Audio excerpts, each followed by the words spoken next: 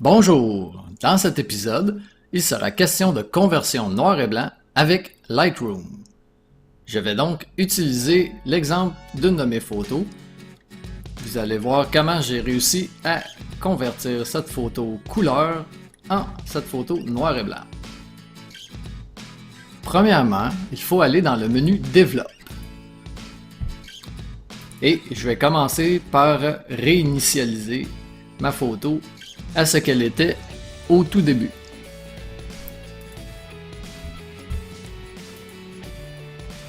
Comme ça. Bon. Alors, c'est quoi la première chose qu'on fait quand on veut convertir une photo couleur en noir et blanc?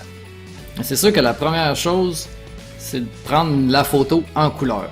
N'essayez pas de prendre la photo avec un mode noir et blanc de l'appareil photo, parce que vous allez perdre toute l'information des couleurs qui va être très pratique plus tard pour améliorer la conversion noir et blanc. Alors prenez toujours votre photo en couleur avant de la convertir en noir et blanc. Et une fois dans Lightroom, dans le module Basic, on va tout simplement choisir le mode de traitement noir et blanc, black and white ici. Je préfère quand même travailler avec le logiciel en anglais. C'est plus simple pour moi. Alors, c'est quoi la première chose? Une fois qu'on a choisi noir et blanc, on peut voir que le résultat il est pas tellement impressionnant. C'est un peu neutre. C'est neutre, c'est moche. Alors, on va essayer de l'améliorer. On va diminuer un petit peu l'exposition. Ça ici, l'exposition, ça change la partie centrale de l'histogramme.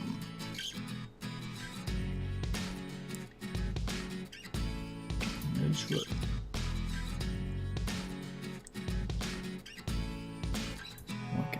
vais... à peu près comme ça. Le but, c'est de bien distribuer l'histogramme. En fait, quand on passe la souris par-dessus l'histogramme, on peut voir chacune des sections, c'est quoi que ça représente. La section la plus à gauche, ça représente les noirs.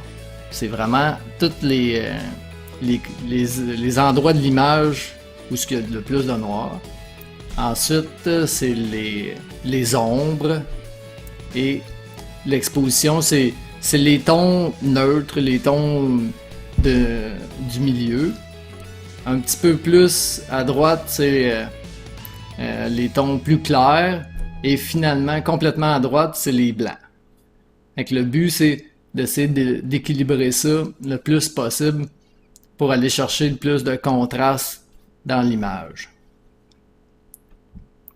Donc, moi, je commence par les noirs pour les mettre encore plus noirs. Je descends à peu près à -20. Ensuite, je vais chercher mes blancs parce qu'il me reste un peu d'espace ici à droite. Je vais le monter jusqu'à 40. Ici, c'est ça, on a des petits triangles qui nous permettent de voir les endroits qui sont soit à gauche ici trop noirs ou soit à droite trop clairs. Et si on clique sur les triangles, on peut voir ces sections-là qu'on va essayer avec le highlight de diminuer un peu la partie en rouge. Ça, mais -60. Cette façon-là, je n'ai plus de rouge. Et maintenant, on va aller faire ressortir avec le shadow les détails dans les noirs. Après jusqu'à 30.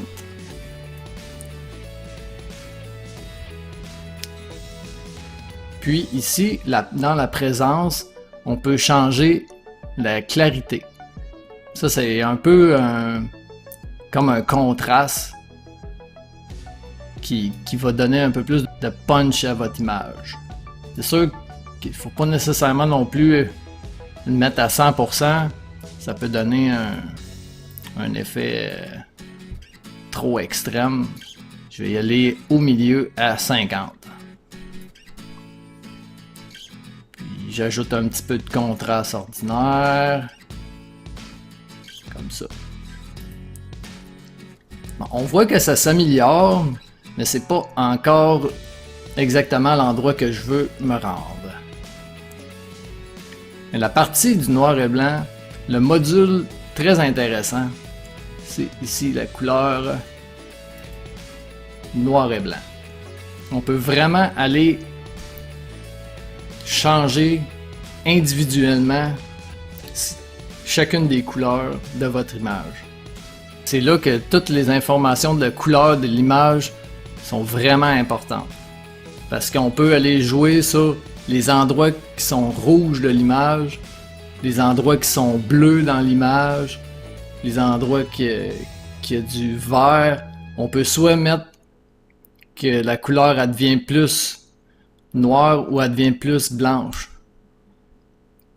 Que si ici on prend l'exemple du ciel, j'avais un ciel vraiment bleu.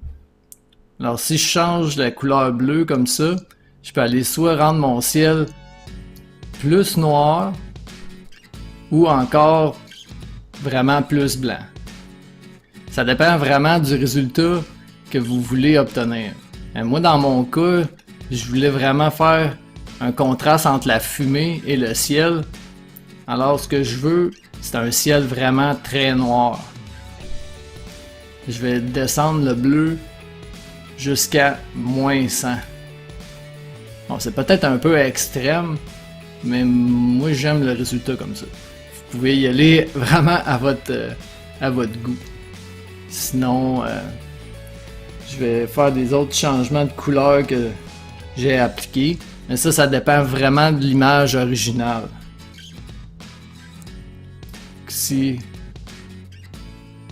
j'avais pas tellement de rouge dans l'image, pas tellement d'orange, un petit peu d'orange avec les buildings quand même.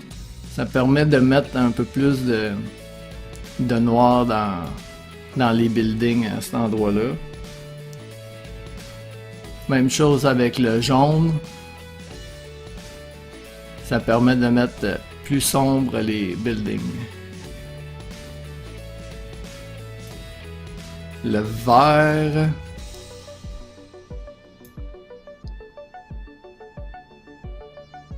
Vous pouvez voir une partie du building en arrière qui change pour être plus blanc.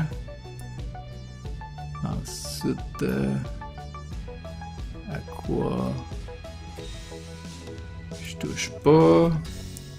Le bleu comme on l'a changé tantôt. Et ceux-là, je les mets à 0. Parce que j'ai pas vraiment de mauve ni de magenta dans mon image originale. Ensuite, le détail. Dans le module détail, ça permet d'ajouter de la netteté à l'image. Un radius de 1.2, détail de 30. Et là, ici, on peut spécifier à quel endroit de l'image on veut que la netteté s'applique. Si je mets 0, ça s'applique à toute l'image. Mais je peux vraiment, si j'appuie sur la touche Alt, pendant que je glisse le curseur, ça va permettre de cibler vraiment l'endroit où je veux appliquer mon filtre de netteté. Et moi, j'y vais jusqu'à environ ici. Vous pouvez voir quand on active ou qu'on désactive le filtre, ce que ça change. Au niveau de la couleur ici, on peut venir réduire le bruit numérique. Moi, j'en avais pas tellement dans cette photo-là. Mais je peux venir le changer au niveau de la couleur. Un petit peu comme ça. 60. Et 50 comme ça. Finalement, le module de Lens Correction, je vais juste activer le profil de ma lentille. Ça corrige la déformation causée par ma lentille. Ce qui est quand même intéressant. Pas un gros changement, mais quand même une petite amélioration. Finalement, juste peut-être corriger mes petites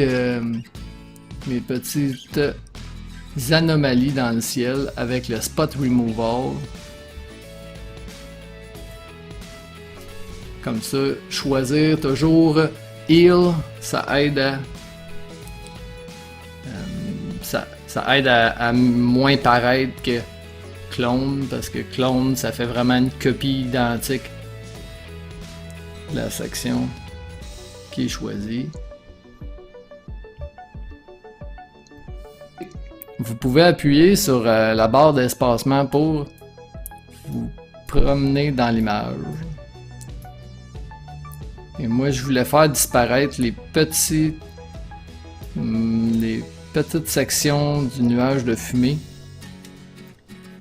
qui ressemblent plus à une tache que vraiment un nuage. Je vais juste comme sélectionner l'endroit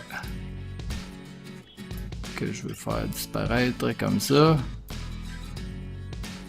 Ce nuage là aussi. Bon. Ça ressemble pas mal à ce que je voulais obtenir. Alors, ça ressemble à ça le résultat final. C'est sûr que ça, c'est ma vision des choses, c'est la façon que moi j'aime traiter et convertir mes images en noir et blanc. C'est pas la seule façon de le faire. Vous pouvez vraiment rendre votre image à votre goût. Alors, j'espère que vous avez apprécié et merci d'avoir regardé.